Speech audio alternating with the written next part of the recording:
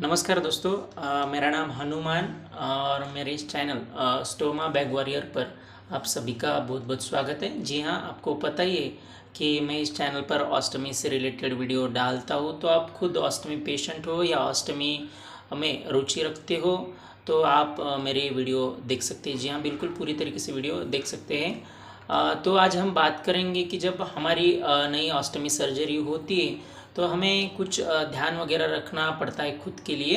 तो क्या ध्यान रखना चाहिए, ये मैं मेरे खुद जो पर्सनल एक्सपीरियंस है आफ्टर माय इलियोस्टोमी सर्जरी, तो ये मैं आपको इस चैनल अभी बताता हूँ। तो देखो, 2022 में मेरी जब इलियोस्टोमी की सर्जरी हुई थी तो ये तो मुझे पहले तो नहीं पता था कि ये स्टोमा क्या होता है, ये ऑस्टमी बैग क्या होती है, कोलोस्टोमी बैग क्या होती है, स्टोमा बैग क्या होती है, ये नहीं पता था मुझे।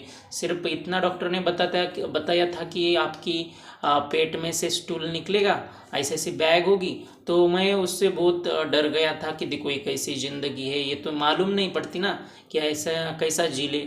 लेकिन हमें जब इससे पूरी तरीके से परिचित हो जाते हैं तो बहुत आसान तरीके से भी जी लेते हैं। जी हाँ, नई सर्जरी हुई थी तो पहला चैलेंज ये था मेरे सामने कि मुझे बैग पहले नहीं बिठाना आती थी। जी हाँ, तो ये बैग बिठाने का काम पहला मेरे अंकल और मेरा छोटा भाई इन्होंने किया था। ये करीब करीब 4 महीने तक इन्होंने मेरी बैग बदली थी। मैं खुद से नहीं बदल पा रहा था। लेकिन जैसे मैं आगे बढ़ा और कुछ 4-5 महीने बाद मुझे ये समझ में आया कि मेरी वजह से फैमिली मेम्बर मेरे ही केयर में ज़्यादा समय बिता रही है। तो मुझे खुद इस फेज से बाहर निकलकर मुझे खुद मेरी बैग बदलनी थी।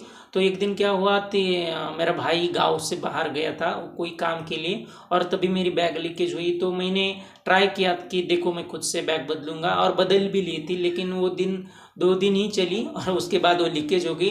लेकिन मैंने फिर कॉन्फिडेंस को इकट्ठा कर दिया और बाद में जब मैंने बैग बिठाई तो करीब करीब 7 दिन तक ये चल गई। और ये मेरा पहला ट्राई था और बहुत अच्छे तरीके से आया था। तो आप भी जब नई फैमिली मेम्बर से बैग बिठाते हो तो ये बंद कर दो।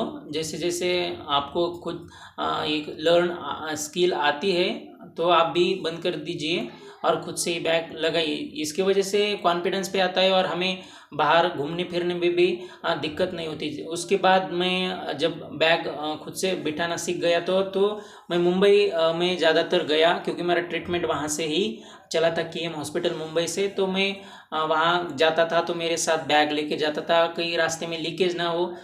तो मैं खुद ट्रेन के डिब्बे में हो या कोई बाथरूम में हो खुद से ही बैग बदलता था। और आपको बताता हूँ कि मैं मुंबई में MLA रेसिडेंसी है तो वहाँ पे भी रहता था और उस जगह पर भी मैंने बैग बदली थी। तो ये सारा खेल मेरा कॉन्फिडेंस की वजह से था क्योंकि मुझे पता था कि अब मुझे बैग बदलनी आ रही है। और दूसरा चैलेंज मैंने ये फेस किया सर्जरी के बाद कि जब हमारी नई सर्जरी होती है तो स्टूल जो हमारे स्टोमा से आता है वो ज़्यादा लिक्विड आता है, टोटली लिक्विड आता है क्योंकि कुछ चेंजेस होते हैं हमारे बॉडी में, इसकी वजह से होता है। और खाने में भी हमें कुछ ध्यान वगैरह रखना है, जैसे ग्राउंड नट, कोकोनट, या हमें टोटल अवॉइड करने नई सर्जरी होने के बाद।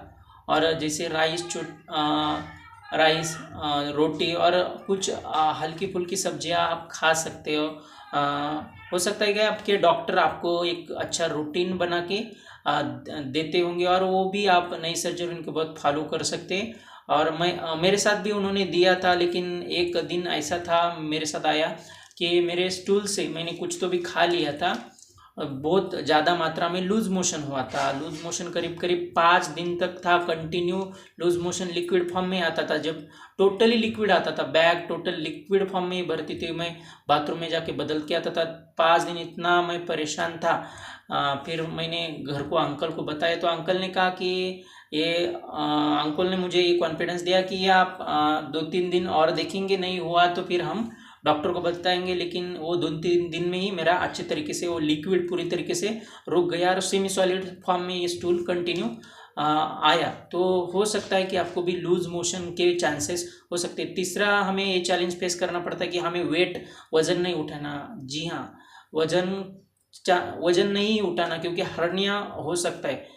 क्योंकि हमारा जो स्टोमा का एरिया है वो पूरी तरीके से अच्छे से हील नहीं हो जाता है, तो उसकी वजह से आप वेट उठाएंगे तो पूरा वेट का भार हमारे पेट पे आ सकता है और इसकी वजह से जो स्टोमा है हमारा बाहर आ सकता है। तो हमें वेट नहीं उठाना है। और कुछ पालक सब्जियां जैसे हरी भरी सब्जियां ये कुछ दिनों तक मैंने अवॉइड की थी, क्योंकि जो पालक में ज़्यादातर सेलुलोज पाया जाता है और सेलुलोज ह्यूमन बॉडी के लिए जी हाँ डाइजेस्ट नहीं होता है। ये नॉर्मल ह्यूमन पर्सन में भी होता है। तो हम देखिए ऑस्टमी पेशेंट है, हमें ये कुछ पालक वगैरह जो हरी भरी सब्जियाँ है कुछ दिन के लिए खानी ही नहीं चाहिए, जैसे मैंने भी नहीं खाई थी। और अच्छे से एक रूटीन फॉलो करना है और बैग भी आप अच्छी तरीके से बदलना है, सीखना भी है हमें, क्योंकि ये बैग सीखने की वजह से बहुत हमें कॉन्फिडेंस मिलेगा।